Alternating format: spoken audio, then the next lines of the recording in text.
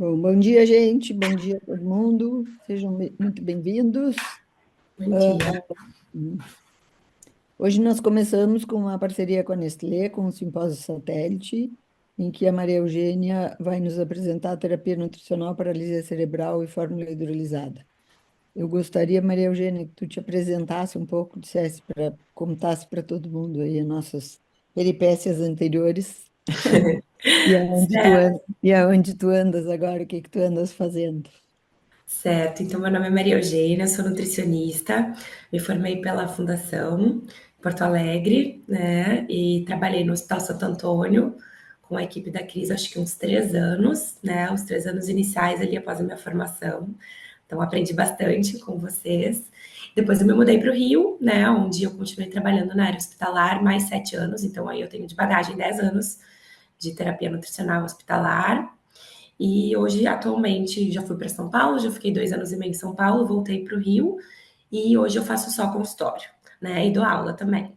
Então, hoje vim conversar um pouquinho, né, sobre esse tema, e aí, então, que a gente escolheu, que é a terapia nutricional, paralisia cerebral e a fórmula hidrolisada. Por quê? Porque os pacientes com paralisia cerebral, muitos, né, acabam se beneficiando aí com o uso da fórmula hidrolisada. E hoje também eu tenho um atendimento bem voltado para pacientes com paralisia cerebral. Eu atendo em 2 clínicas de reabilitação neurofuncional, né? E aí a gente sabe que na nutrição acaba que muitas nutris fogem um pouco assim desses casos mais complexos, mas enfim, é onde eu me encontrei aí e faço bastante atendimento para esse público. Podemos começar então, Cris? Sim, vamos adiante. Então tá, vamos lá. Então, só para, né, ilustrar aqui que eu não tenho nenhum conflito de interesse, todos os slides são de minha autoria, tá? E vamos lá então. Bom, então a gente sabe que a nutrição, né, adequada durante a infância e adolescência, ela é super importante, porque além de nutrir o paciente, ela vai ser responsável pelo crescimento adequado. Então, aquele paciente que está desnutrido não vai atingir o seu potencial de crescimento, né? Então, a desnutrição é aquela deficiência de macro e micronutrientes, e ela pode ser primária devido à privação alimentar, mas também secundária em decorrência aí de uma doença de base. E ela pode acontecer de uma forma aguda ou crônica, né? Afetando, então, o crescimento e desenvolvimento dessa criança, além de aumentar a mortalidade na infância. E a gente sabe aí que as taxas de desnutrição hospitalar variam bastante, né? A literatura fala de 7,5% a 45,6% de desnutrição hospitalar. E aí, durante a hospitalização, né, a criança pode evoluir com uma piora do estado nutricional, principalmente devido ao jejum prolongado, né, que a gente sabe que é bem comum, baixa ingestão oral e um retardo na indicação da via alternativa de terapia nutricional, que também a gente vê bastante isso na prática hospitalar, tá? E isso, então, agravado pela doença de base, pode, né, gerar uma desnutrição aí que interfere negativamente no prognóstico e também aumenta o tempo de internação hospitalar. Né? E a abordagem nutricional ampla e adequada, ela é fundamental, então, para o sucesso, o cuidado, devido aí à importância, né, da terapia nutricional, deve sempre ser integrada aos planos de cuidado do tratamento do paciente. Bom, então as principais condições que acometem a população pediátrica que levam à necessidade de terapia nutricional, né, de forma parcial ou exclusiva, seria um consumo oral inadequado, um aumento das necessidades nutricionais e do gasto energético proteico, um crescimento inadequado ou desnutrição, e aqueles pacientes, então, que já têm um distúrbio da digestão ou de absorção dos nutrientes. E para traçar a nossa terapia nutricional adequada, né, é super necessário, então, a gente entender tudo que compõe a dieta, né? Então, aí, para a gente escolher qual dieta a gente vai, né, escolher para determinado paciente, a gente tem que levar em consideração, então, a energia, né, as calorias que tem aquela dieta, então, o balanço energético correto mantém a saúde e o peso adequado, né? E a gente leva em consideração que as necessidades energéticas vão depender do metabolismo basal desse paciente, da taxa de crescimento, então dependendo da idade, né, e do estado dessa doença, seja uma doença que tem um consumo maior ou não. As proteínas, né, que a quantidade e a qualidade são importantes, e a quantidade aqui, lembrando, né, que a quantidade na pediatria, ela acaba sendo maior do que para os adultos, quando a gente pensa ali na quantidade de proteína por quilograma de peso. Os carboidratos, que é a principal fonte de energia, tá? Então, né, para o cérebro e para as células sanguíneas. E aí a gente sabe que as nossas dietas aí de pediatria tornam mais ou menos aí por volta de 40 a 50% da ingestão calórica de crianças e lactentes. E os micronutrientes, né? A maioria, então, necessita ser ingerido através da dieta, já que o nosso corpo não produz, e aí são necessários também para a manutenção das reações metabólicas e desempenhar os papéis aí nos diversos órgãos e tecidos. E a gordura, por fim, não menos importante, né? Mas por quê? Porque são super importantes para o crescimento adequado, então são uma fonte de energia com alta densidade calórica, né? Aumentando aí a densidade calórica das fórmulas, e atuam na síntese dos hormônios e nas estruturas celulares e também no transporte das nossas vitaminas lipossolúveis. Bom, então quando que a gente vai prescrever, né, para o paciente uma terapia nutricional oral ou uma terapia nutricional interal? Tá? Então, a suplementação oral, geralmente a gente prescreve quando a aceitação alimentar é abaixo de 75% das necessidades nutricionais desse paciente, certo? E a nutrição interal, quando a ingestão por via oral não atinge de 60% a 80% das necessidades nutricionais energéticas por um período aí mais ou menos maior do que 10 dias. Tá? Então, a terapia nutricional especializada pode ser feita, né, através do uso de fórmulas específicas para cada necessidade, que vão variar entre fórmulas líquidas ou em pó, sistema aberto, sistema fechado. A gente sabe que na pediatria, né, para crianças menores de 1 ano é difícil da gente fechar o sistema, então na maioria das vezes a gente usa o sistema aberto aqui no Brasil, né, mas a partir de 1 ano aí a gente já consegue fechar o sistema, que a gente sabe que é muito mais seguro aí a nível hospitalar.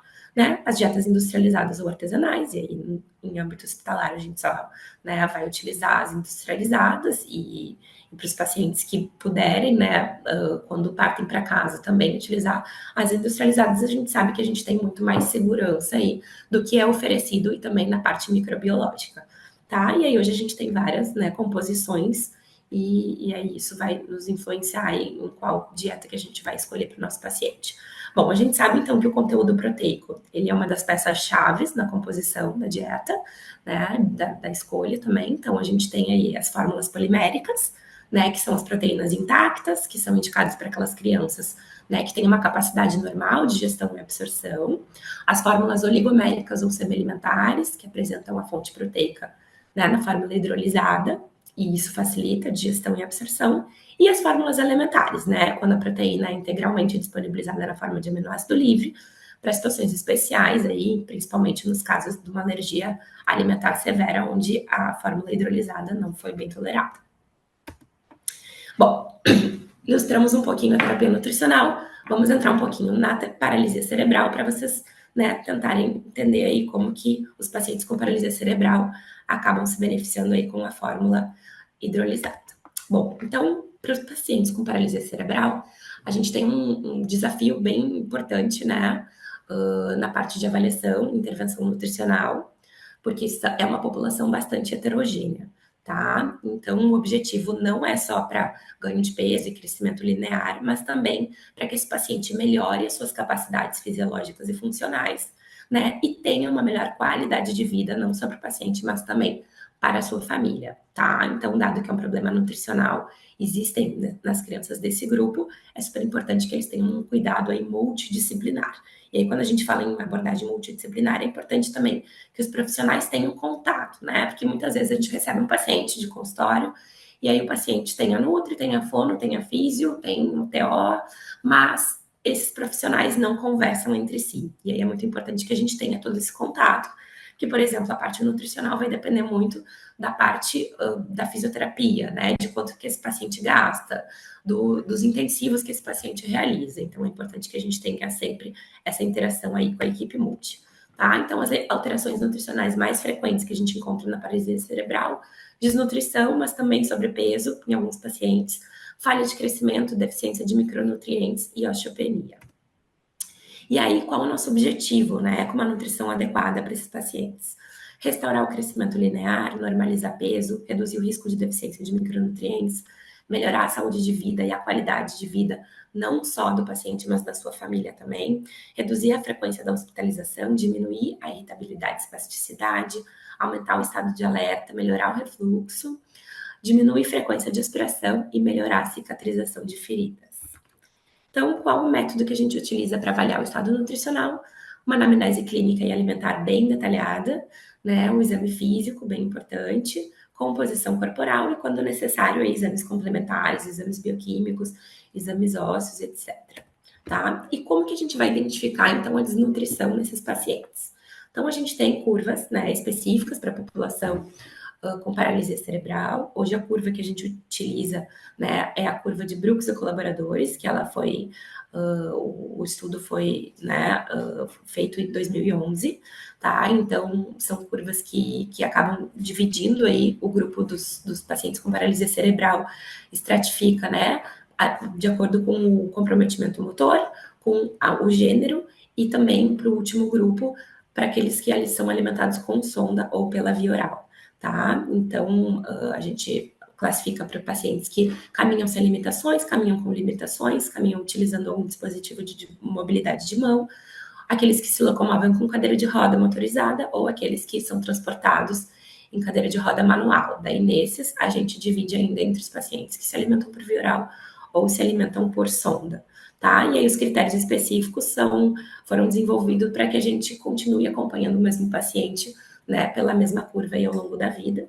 Então, a gente classifica através desses níveis que chama GMFCS ao longo aí da vida desse paciente. E aqui eu trago um exemplo dessa curva, tá? Aqui é uma curva feminina, mas também temos a curva masculina que vai no slide a seguir, tá? Então, eu trouxe um exemplo, né, de um menino aí de 10 anos, que tem um IMC de 13,5, né? E aí, o que a gente percebe? Que se a gente for classificar ele na curva específica para paralisia cerebral, ele vai estar num percentil 10, então não é considerado um paciente desnutrido, mas quando a gente classifica ele na curva da Organização Mundial da Saúde, ele está abaixo do percentil 3, né? E aí a gente classifica ele como um paciente com magreza. E aí a gente deixaria, né, de tratar uma desnutrição ou uma possível desnutrição. Então, a ESPGHAN, no seu último guideline de paralisia cerebral, recomenda que a gente utilize as curvas, ambas as curvas, tá? Para a gente fazer esse comparativo e pegar desde o início aí uma possível desnutrição de um paciente com paralisia cerebral, tá? Essa mesma diretriz também, né, o que ela fala? Ela fala que a nutrição oral, ela vai ser estabelecida se for nutricionalmente segura, livre de estresse e o tempo de alimentação não for prolongado. E aí eu faço um alerta, porque geralmente as famílias, elas subestimam esse tempo de nutrição oral, né? Então a nossa anamnese, ela precisa ser bem detalhada, porque geralmente a oferta de alimentação, ela acaba sendo maior do que o tempo que a ESPGHAN recomenda aqui, né? Então, é importante que a gente faça essa anamnese alimentar bem detalhada. Então, eles recomendam a nutrição integral para aqueles pacientes, né, que têm uma via oral menor do que 60% a 80%, quando a dobra do tríceps é menor do que 5%, quando a queda da redução na velocidade do ganho de peso de altura acontece, quando tem esse tempo total, né, maior do que 4 a 6 horas por dia de alimentação, ou quando o crescimento e o ganho de peso desse paciente não estão adequados, tá? E aí é importante a gente ver também que em algumas situações, né, alguns pacientes eles têm mais demanda proteica, com baixa necessidade de caloria, né? E aí a gente pode utilizar só uma suplementação proteica para prevenir um overfeeding, né? Então a gente faz uso só da proteína para evitar de suplementar demais esse paciente, tá? E aí a maioria dessa população também apresenta alguns distúrbios gastrointestinais, né? E não todos, claro, mas enfim, eles são bem comuns aí nesse tipo de população, tá? Disfagia, refluxo, aparece bastante, uma constipação crônica aparece na maioria dos pacientes com paralisia cerebral, um tempo prolongado de alimentação, né, como a gente já falou anteriormente, esvaziamento gástrico, né, lento, e desmotilidade gastrointestinal e regurgitação ou vômitos, tá? Então, a disfagia, né, que é uma disfunção da deglutição, um déficit na condução do alimento, o diagnóstico é feito geralmente pela equipe da fono, né, ele é clínico, mas utilizam os protocolos para o auxílio do diagnóstico da disfagia, e ela está presente em bastante, numa taxa alta, né, de pacientes com paralisia cerebral, aí a literatura fala de 58% a 86% dos indivíduos. E o tratamento, então, o posicionamento correto, tipo de utensílio a ser utilizado, ajuste da consistência alimentar, indicação do uso de espessante, quando a idade já permitir esse uso, o fracionamento das dietas e, nos casos mais graves, então, a indicação da gastrostomia. Tá?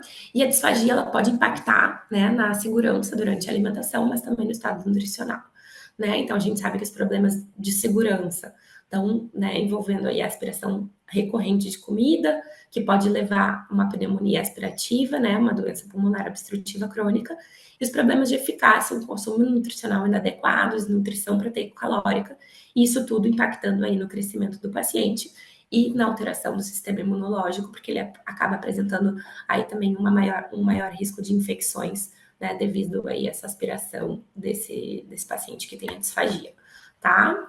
A constipação intestinal a gente vê muito nos pacientes com paralisia cerebral, então 74% dos indivíduos apresentam, né, devido principalmente à pouca mobilidade do corpo, né, o lento peristaltismo devido a essa musculatura abdominal sempre rígida por conta da hipotonia muscular, que é uma característica da paralisia cerebral, tá? Somado aí, então, os efeitos das medicações que esses pacientes tomam, né, e isso vai ocasionar uma irritabilidade, uma saciedade precoce, uma distensão abdominal, isso também dificultando aí a nutrição dos pacientes. Tá? Então, primeiramente, né, o tratamento de desimpactação, quando essas fases estão mais impactadas, modificações dietéticas, aí tentando aumentar a ingestão de fibras e a ingestão hídrica, mas a gente sabe também que nem sempre isso ajuda para esses pacientes, e aí muitas vezes a equipe médica tem que entrar com a prescrição de laxantes, né? Então a gente sabe aí que grande parte dos pacientes com paralisia cerebral fazem uso do PEG, né? Eles já chegam até mim muitas vezes utilizando aí para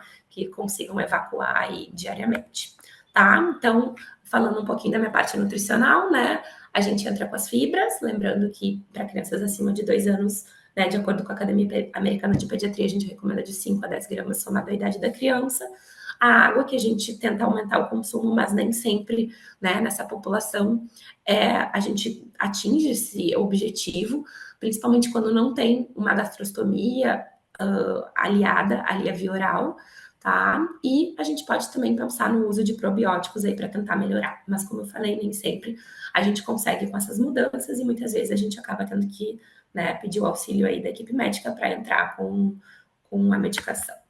O refluxo gastroesofágico também está presente em bastante crianças com paralisia cerebral, né? E isso acaba aí dificultando, né? E tendo uma recusa alimentar, infecções respiratórias de vias aéreas podem estar também presentes por conta desse refluxo, né? Nos casos mais graves, uma perda sanguínea intestinal que causa uma anemia, tá? E aí, para tentar melhorar o refluxo, então, medidas posturais, dietéticas, né? Diminuindo o volume, aumentando a consistência.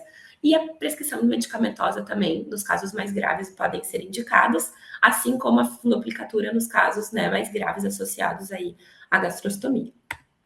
Então, esvaziamento gástrico lento, desmotilidade e intolerância à dieta. Então, a gente sabe que a intolerância à dieta é frequentemente observada nesses pacientes, né? E ela é definida como a incapacidade de obter os requerimentos energéticos mínimos através da alimentação. Então, a prevalência varia aí de 2 a 75% e costuma associar, né, com a disfagia, esvaziamento gástrico lento, distúrbios da motilidade do trato gastrointestinal superior. E aí, como alternativa, a literatura sugere que esses pacientes recebam fórmulas hidrolisadas, né, e proteína do soro do leite como estratégia de manejo nutricional para a melhora desses sintomas. E aí, nesse cenário, a proteína do soro do leite, ela é uma fonte proteica de alta qualidade, né, porque a gente sabe que tem uma melhor digestibilidade, e também pela presença do aminoácido leucina, que é o principal aminoácido essencial associado aí à recuperação de massa magra, que também é muito importante para esses nossos pacientes, tá? Então, falando da fórmula hidrolisada, né, 100% de proteína do soro do leite, ela auxilia a potencializar, então, a recuperação do paciente. Né? Então, ela mantém a integridade intestinal, reduz o estresse oxidativo, tem uma alta tolerabilidade, alta retenção nitrogenada e é uma fórmula de mais fácil absorção. Né? Então, a fórmula 100% soro do leite, ela facilita o esvaziamento gástrico e promove uma melhor tolerância, né? Se a gente for comparar com uma caseína intacta.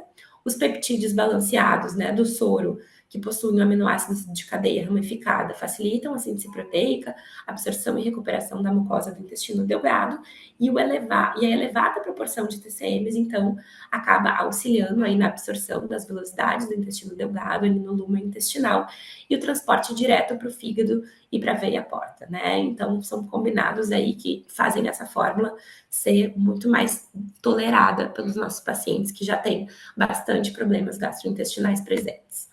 tá? E aí eu trago alguns estudos, então, né, que mostram aí como se tem uma melhora. Então, nesse estudo aqui, que troca a fórmula, né, da fórmula polimérica para a fórmula hidrolisada, 100% soro do leite, né? O N é pequeno, mas a gente já consegue perceber uma melhora significativa, tá? Então, essa mudança foi feita uma semana, né? Em uma semana a gente já consegue perceber uma melhora bem expressiva. Então, de 8 pacientes que tinham, 7 apresentavam vômitos, passamos para 1, engasgos e ânsia de 4 para 1, resíduos elevados 8 para 3, constipação 7 para 4, diarreia 3 para 0, baixo ganho de peso 5 para 0. Então, né, eles concluem que em apenas uma semana a gente já teve uma melhora super importante aí para essas crianças que têm atraso do desenvolvimento com a troca da fórmula polimérica para a fórmula hidrolisada. Aqui nesse outro estudo, então, né, o objetivo foi comparar o efeito da fórmula com proteína 100% à base do soro do leite hidrolisado versus a fórmula polimérica padrão, né, para pacientes, então, internados em cuidados intensivos de UTI pediátrica, tá? Então, foram divididos em 2 grupos, né? Um grupo, então, com uma fórmula 100% à base do soro do leite, o Peptamen Júnior, e o segundo grupo com uma fórmula padrão à base de proteína intacta. E aí, os pacientes que receberam Peptamen, então, em comparação aos pacientes que receberam a fórmula polimérica, mostraram, então, um maior ganho de peso, um alcance mais rápido das necessidades calóricas, uma menor duração da sepse, menor duração de ventilação mecânica e uma diminuição significativa das interrupções de nutrição enteral e dos episódios de intolerância alimentar. Tá? A única coisa que a gente não observou mudança foi, então, no tempo de internação na UTI. Mas vocês percebam que os pacientes, né, se beneficiaram muito aí com a troca dessa fórmula. Tá? E aí o que eu gostaria de deixar de recado também, né, é que então o tratamento desse paciente com paralisia cerebral envolve tanto acompanhamento nutricional quanto um conjunto de procedimentos terapêuticos que fazem parte aí dessa avaliação, né, da equipe multidisciplinar, mas que, né, o cuidado nutricional dele depende da avaliação nutricional adequada, do diagnóstico nutricional, né, da terapia nutricional proposta para esse paciente, mas principalmente do acompanhamento e do monitoramento, porque, como eu falei, né, inicialmente, a população da paralisia cerebral é uma população bastante heterogênea. Então, a gente sabe que tem pacientes que a gente dá muito além das calorias, né, que a gente calcula para esse paciente, e mesmo assim ele não ganha peso, ao mesmo tempo que a gente tem pacientes que a gente oferece a taxa de metabolismo basal e esse paciente continua ganhando peso, né? Então, como é importante a gente ter esse acompanhamento junto com a equipe multidisciplinar, né? Importante, então, como eu falei, né, seguir esse fluxograma de decisão, mas individualizar, porque como, né, já falamos, é uma população bastante heterogênea. Então, uma criança saudável, feliz e bem nutrida, né, com sua equipe multi, família e cuidadores tranquilos, vai dar uma melhor qualidade de vida aí para esse paciente, tá? Então, essa é o meu recado da aula de hoje. E aí, só por último, então, eu gostaria de apresentar para vocês, né, dois materiais super bacanas que estão disponíveis lá no site do Avante, tá? Que o primeiro deles é o guia de ferramentas, que é um guia de avaliação nutricional super bacana, que ajuda muito, assim, né, principalmente para aqueles profissionais que estão começando, tá? E a gente lançou, né, teve um lançamento em 2021, e aí agora, ano passado, eu fiz parte de novo no lançamento, né, que ficou super atualizado, tá muito bacana mesmo. E também esse outro material, que esse sim é um enfoque na paralisia cerebral, que ano passado eu fiz em conjunto com a doutora Fernanda Seragioli, que é uma super médica, né, nutróloga, e a gente fez bem específico aí com todos os cuidados que a gente precisa ter com os pacientes com paralisia cerebral. Então, esse manual tá super completo também. E para quem tem o cuidado com esses pacientes, né, eu super indico aí a leitura. Deixo minha rede social, meu contato de e-mail, então, para quem quiser entrar em contato, dividir algum caso, paciente, né, estou super à disposição. Obrigada, gente. Obrigada, Maria Eugênia. Eu que agradeço a oportunidade. Deixa eu finalizar aqui a minha Agora tu apresentação. está vendo aí, está cheio de gente te olhando. Estás vendo, Tô. estás vendo todo Feito. mundo? Tô vendo todo mundo. Bom dia para quem não dei bom dia ainda, que entraram agora. Tudo bem? Bem-vindos. Alguém tem perguntas para Maria Eugênia?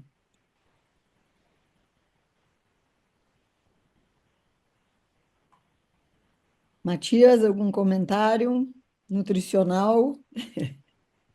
Não, acho que essa fórmula faz muito tempo que está no mercado, muito boa, é interessante quando a gente avalia a hidrólise, se tu puder falar, Maria Eugênia, da hidrólise dela, porque é importante que essa é uma fórmula para usar para pacientes alérgicos, né? Isso é sempre importante quando a gente fala de hidrólise. Acho que isso é importante, mas é uma fórmula super boa, super completa, que se utiliza em muitos hospitais, acho muito boa a aula, Maria Eugênia, muito legal. Ah, obrigada. Bom, então, é uma fórmula, né, que ela é 100% hidrolisada da proteína do soro do leite, né, e ela tem um nível bem alto de TCM também, então isso auxilia bastante, né, e o que que a gente percebe a nível hospitalar é que a maioria dos pacientes, quando a gente troca para a fórmula hidrolisada, eles têm uma tolerância muito boa, né, então, porque ela já vem pré-digerida ali, né, então acaba que esses pacientes têm um ganho bem bom, assim, então a gente percebe que o quadro melhora como um todo, né? Então, enfim, a nível hospitalar, a gente, né, vocês mais do que eu aí, que hoje eu já saí dessa área hospitalar, mas vocês percebem, né, que o paciente tem bastante ganho com essa fórmula. Então, é isso que os estudos mostram, né, que diminui essas taxas aí, e o que a gente consegue é uma melhora do quadro do paciente. Então, acaba que também a fórmula, como tem mais TCM, como ela tem pouca sacarose na composição, né? Como a gente já tem sistema fechado dessa fórmula também, os pacientes hospitalares se beneficiam bastante aí da troca da fórmula polimérica para a fórmula hidrolisada. E até se eu Eu- puder acrescentar também a fala da Maria Eugênia, quando a gente fala, né, do cuidado que a gente tem com crianças APLV, a gente tem que lembrar, né, que a recomendação é caso haja impossibilidade do aleitamento materno, é seguir com uma fórmula extensamente hidrolisada ou uma fórmula de aminoácidos, né? E quando a gente fala de Peptamen Júnior, por mais que ele seja 100% soro do leite hidrolisado, ele não é extensamente hidrolisado. Então, ele não é posicionado para uma criança com APLV, e sim para aquelas crianças que realmente não toleram uma proteína intacta, tá? De 1 a 10 anos. Obrigada, Lívia. Acho que era isso mesmo que a Matilde Imagina. estava querendo esclarecer. E a minha pergunta é como é que vocês estão assim nas secretarias de saúde de cada estado? A gente recebe essa fórmula ou não? Aqui no Rio é muito difícil, assim, eu tenho esse comparativo, né, São Paulo, que eu já trabalhei em São Paulo, Porto Alegre e Rio de Janeiro. O que que eu percebo? Que Porto Alegre está muito à frente, tá? E depois São Paulo e Rio de Janeiro muito aquém, assim, em relação à oferta das fórmulas. E os outros estados, vocês não têm também?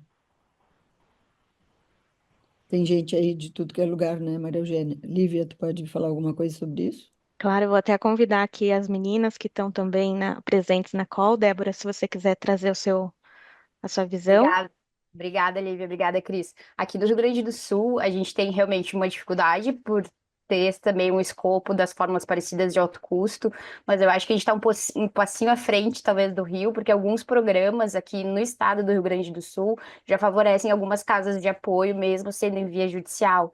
Então, o estado, a secretaria, ela tem um estoque, alguns programas específicos, então ela já entende como uma descrição a fórmula hidrolisada, principalmente para esse cenário, né? Então, acho que é um passinho, talvez, que daqui para frente a gente vai estar aqui para dar melhores notícias ainda para vocês. A Patrícia ali, que eu não sei de onde ela é, está dizendo que ela consegue, ó, no chat. É, a Nádia perguntou para quem quiser acessar os materiais comentados. Ô, Cris, eu consigo. Bom dia. Bom dia. Gente, Eu consigo pelas prefeituras. O hospital que eu trabalho, ele é referência de 46 municípios aqui. E Aqui, são, aqui onde, Patrícia? Fala aí. desculpa, Presidente Prudente, interior de São Paulo. E aí aqui a região engloba, esse hospital é referência, né, para essas 46 cidades. E aí a gente consegue pelas prefeituras. A nossa cidade em si, que é a maior, que é a referência, eu não consigo. Mas os pequenos é uma interação, né, com o serviço social que a gente consegue bastante. É dessa forma só, porque aí quando vai para DRS, esquece.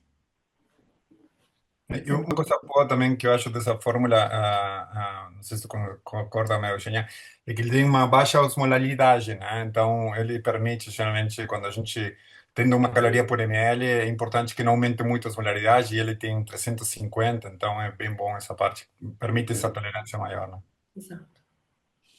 Interessante. E esses trabalhos que a Maria Eugênia mostrou, muito bom, Maria Eugênia, muito obrigada. Acho que mostra, né, o diferencial nesses pacientes especificamente, que é uma coisa bem legal, que é sempre que a gente tem opções diferentes para os nossos pacientes, é um ganho que a gente tem. Muito obrigada, gente. Continuemos. Agora, Lívia, tu pode interromper a gravação Posso. que eu vou começar outra. Obrigada pela aula, Maria Eugênia. Obrigada a todos aí da organização do Obrigada. evento também por permitir essa discussão, né, em paralisia cerebral, que a gente sabe que é muito importante também.